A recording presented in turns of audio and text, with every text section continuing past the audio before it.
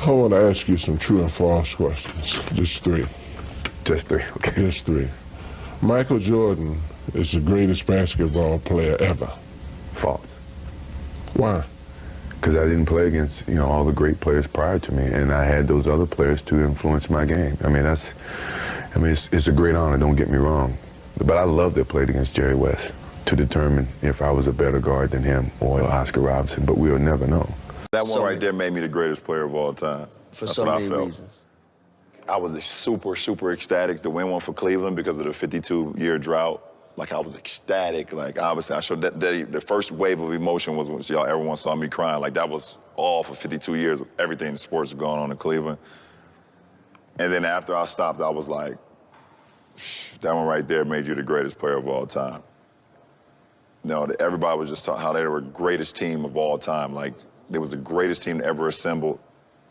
And for us to come back, the way we came back in that fashion, I was like, you did something special. That's probably one of the only times in my career I felt like, oh shit, like you did something special. I haven't really had time to really like sit back and think, but that was a moment. Crazy. People always debated, who's the greatest player of all time? Dumb question. It should be, who's the greatest team of all time? Yes, man. We always have the barbershop. Yeah, right. Like, who's this? Who's the greatest? Who's the GOAT? What makes a GOAT? Like, what is if we're the just GOAT? talking about from a basketball standpoint. It's over! Cleveland is a city of champions once again! Cleveland! This is for you! Oh! At that moment, I was like, I'm the greatest basketball player people have ever seen. In all facets, like, I could play the 1 through 5. I can guard 1 through 5. Just like literally like did something that's never been done in the history of the sport. I mean, teams that go down 3-1 was 0 for like 32 in finals history. There was nobody ever coming out of that. And nobody gave us a chance. I just felt like ain't nobody better than me at this.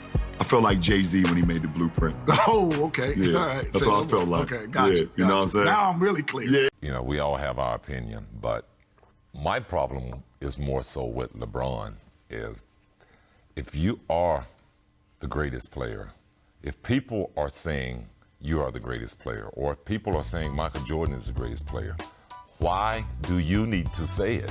Right. Michael Jordan has never, ever said he's the greatest player to ever play the game. Why? He's respected all the other players before him. So for LeBron to say that, he's sort of pulling himself out of it because you can't say you're the greatest player. You have to allow your peers in the world to say that.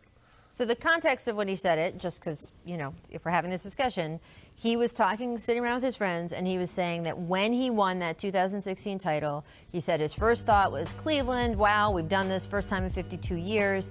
And he said, my second thought as I was, running around the court being crazy was, wow, I did it. This is what makes me the greatest player of all time.